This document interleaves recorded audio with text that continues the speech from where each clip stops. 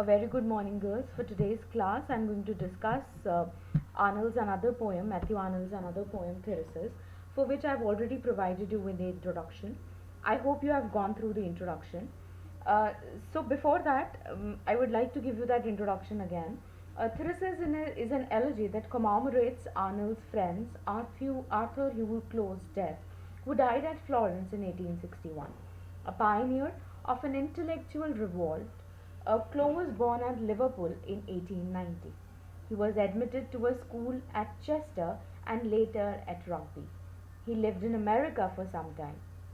On his return home, he became a pupil of Dr. Thomas Arnold, who was Mathew Arnold's father, who became his friend, guide, and philosopher. He entered Balliol College, Oxford in 1836. With all his intellectual abilities, Clough ranked to the second class.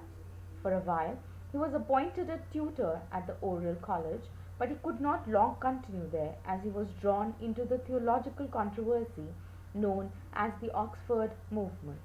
It was too much for his delicate and sensitive mind. He himself said that he was like a straw drawn up the draught of a chimney.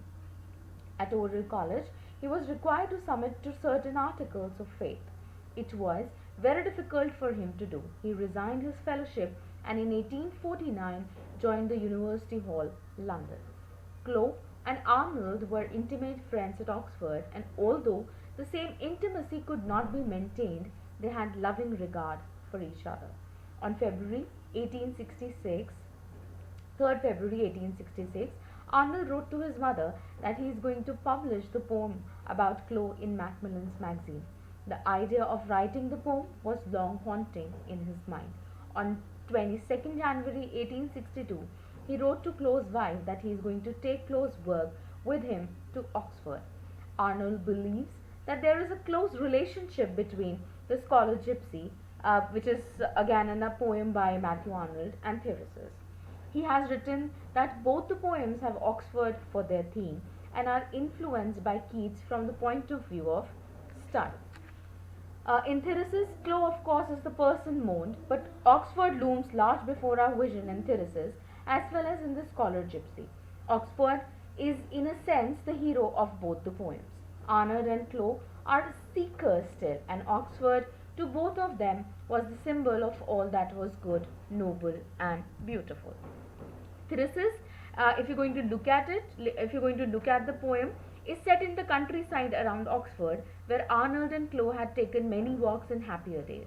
An elm tree on a hill came to have meaning for both of them. They agreed that as long as the tree stood, the scholar Gypsy was still alive, roaming the Cumnor Hills near Oxford. The scholar Gypsy was a legendary 17th century Oxford scholar who, growing impatient with the learning of his day, was said to have left Oxford to live among the gypsies and learn their lore. According to the story, the scholar said that he would return once he had mastered the gypsies' lore. But he never did, and he passed out of time into the realm of myth. From the 17th century into the 19th century, people would claim to have seen the scholar Gypsy wandering over the region. He would appear without warning and just as suddenly be gone. He became for Arnold and Clough a symbol of sacred search for an unattainable truth. Arnold wrote a poem relating to this tale about 1851, and it forms a kind of companion piece to Thyrsis. The name is The Scholar Gypsy. Arnold felt that Clough, in leaving Oxford, had impatiently abandoned the search for truth, and this feeling came to have a dominant effect on his elegy to Clough. The speaker of Thyrsis is get into the Oxford rural area. He and his friend Thyrsis once visited this space usually, and he laments however it appears to own modified most, where they once saw solely pastoral beauty. Here a depression, a path, an additional. Currently the landscape is dotted with town of Oxford. For this reason, they had however believed that the scholar Gypsy would survive as long as the tree was there. As he laments not visiting this place usually any longer, the speaker conjointly criticizes Thyrsis for having left of his own can. Although he favoured the realm, he was drawn elsewhere, and now he is dead. Whereas the speaker is aware of his current disrepair would possibly wax and wane with the season, Thyrsis can never again come back. Throughout further many stanzas, the speaker walks through the rural areas, sorrowful of all he has lost since Thyrsis has gone. He recollects a woman who once helped them with their boat and is unhappy to comprehend she has also disappeared. Throughout the lament, he becomes inundated with the world's issue within the larger sense.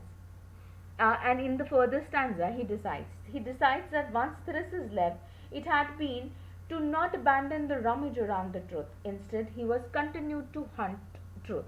However, had to become a wanderer as a result of the planet wouldn't enable him to go looking otherwise. So let's begin with the poem. And your first stanza says, how changed is here each spot man makes of hills. In the two Hinkseys, nothing keeps the same. The village street, its haunting mansion lags, and from this side is gone Sibyl's name, and from the roofs the twisted chimney stacks. Are ye to change ye hills? See, just no foot of unfamiliar man. Tonight, from Oxford, up from your pathway stray, here came I often in old days. Thyrsis and I, we still had Thyrsis then. So Arnold is describing about his visit and the countryside after the death of his friend Huclo. He is shocked to find how man-made things have undergone radical changes. And Hinkseys are the two villages in the north and south Hinsky seem to have changed as well. The alehouse by the village street has disappeared. The name of the hostess, uh, Sybilla Kerr, has no more been traced on the signboard. The chimney pipes on the housetop can no more be seen.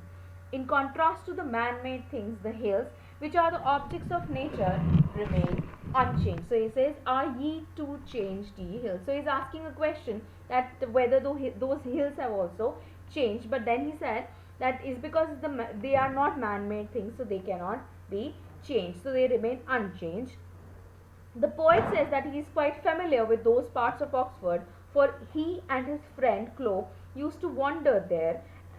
Why? Because Clo had not yet left the world then, because he was still alive, and that is why he said that I and my friend Thyrsis, we have been there in Oxford, we have visited this place, and he says, but now the things have changed.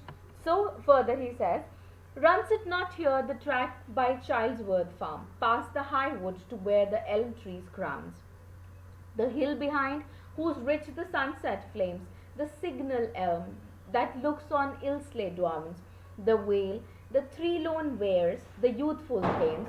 This winter eve is warm, humid the air, leafless yet soft as spring, the tender purple spray on copse and briars, and that sweet city with her dreaming spires, she needs not June for her beauty heightening. So the countryside, poet says, the countryside is plunged in darkness. The poet cannot see the road leading to the hilltop from Childsworth. A lonely elm tree had crowded the hill from where one can see the Ilsley Down, the mountain valley, the three dams, the sparkling Thames. I hope you know the Thames is a river. The evening is warm, although it is winter. The atmosphere, the poet says, is humid, and the bushes through leafless and bare. So the bushes that are there, the trees that are there are leafless and bare, appear to be as soft as in spring. The towers of Oxford, stepped in moonlight, seem to be lonely. Oxford, he says, is naturally beautiful throughout the year and does not need the spring to heighten her beauty. And then your poet says, lovely old time she lies, lovely tonight, only methinks some loss of habit's power befalls me wandering through this upland dim. Once pass I blindfolded here at any hour, now seldom come I. Since I came with him, that single elm tree bright against the west, I miss it. It is goner. We prized it dearly, with while it stood. We said, our friend the gypsy scholar was not dead. While the tree lived, he in these fields lived on. So, the poet continues to talk about, the beautification and the and the area that he is looking at Oxford. And he says, Oxford is lovely throughout the year.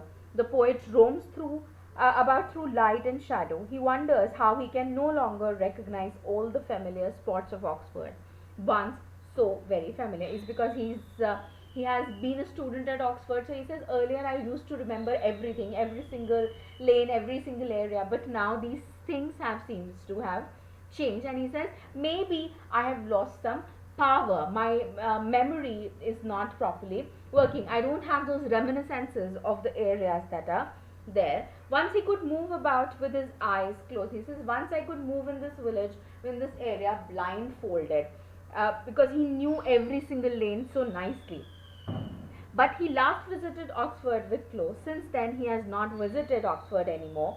He looks at the hilltop but misses the elm tree, which was for them the signal and symbol of truth and the immortality of the scholar Gypsy. So here is a reference to the scholar Gypsy, and they thought that till the time the elm tree, which is for them is the symbol of truth and immortality, is going to stand there, till the time their friend the gypsy scholar would not be considered as dead, because they are making a comparison with the elm tree, with the scholar gypsy. So till the time the elm tree is there, the scholar gypsy is going to be here. So poet further says, too rare grow now my visits here. But once I knew each field, each flower, each stick, and with the country folk acquaintance made, my barn and threshing time, my new built rick. By barn and threshing time, my new built rick, here too are shepherd pipes. We first essayed, ah me, this many a year, my pipe is lost, my shepherd's holiday. Needs must I lose them, needs with heavy heart, into the world and wave of men depart, but Thyrsis of his own will went away.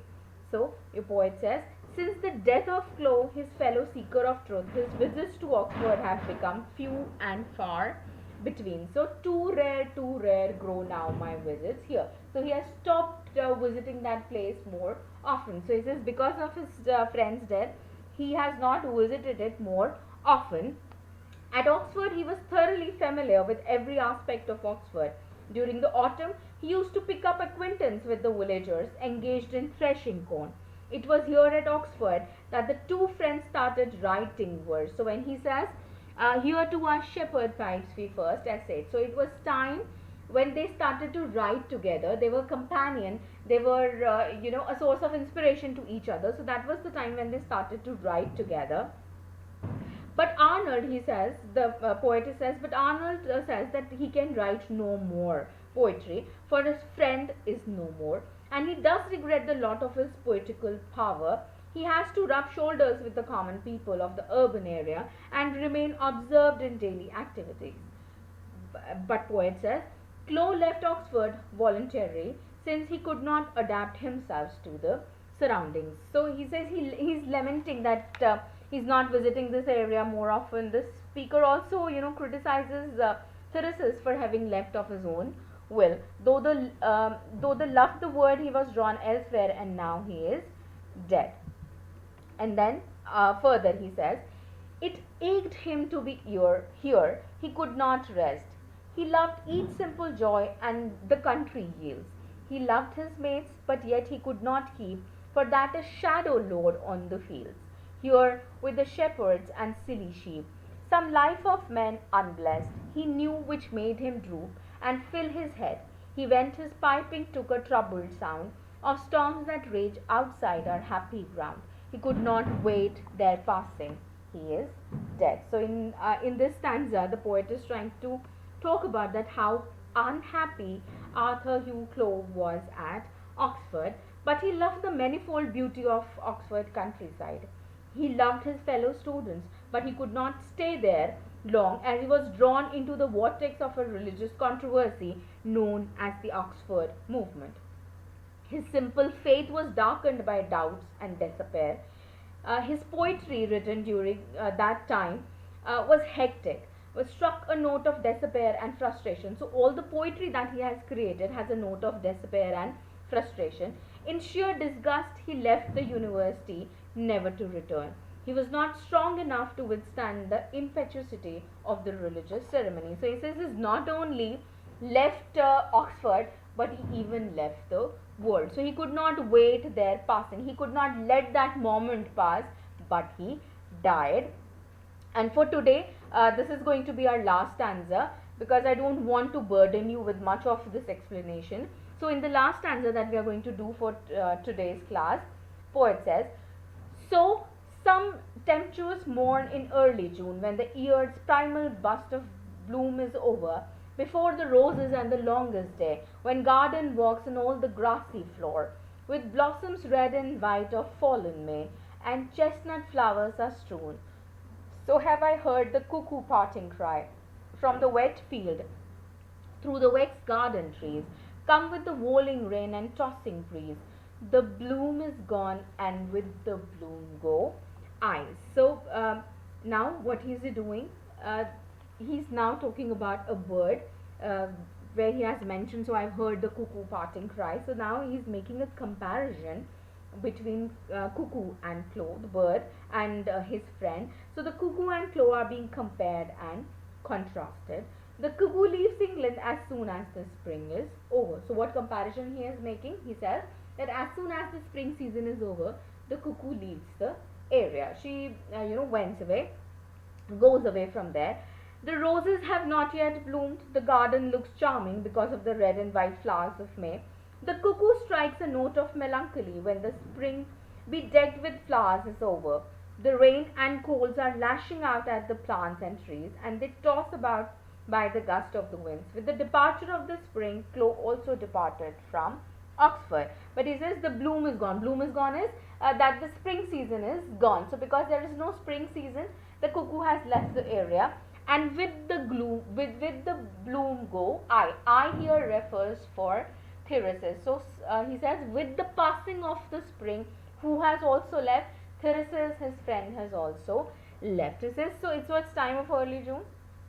The roses have not yet bloomed, and before the roses and the longest day, and the garden walks and all the grassy floor, with blossoms red and white of fallen May. So it says, and your garden on your area is full of red and white flowers, but that cuckoo is not there. So I've heard cuckoos parting cry. Parting is when somebody is saying goodbye to you, and cry is the despair, the melancholy that is there, the sadness that is there.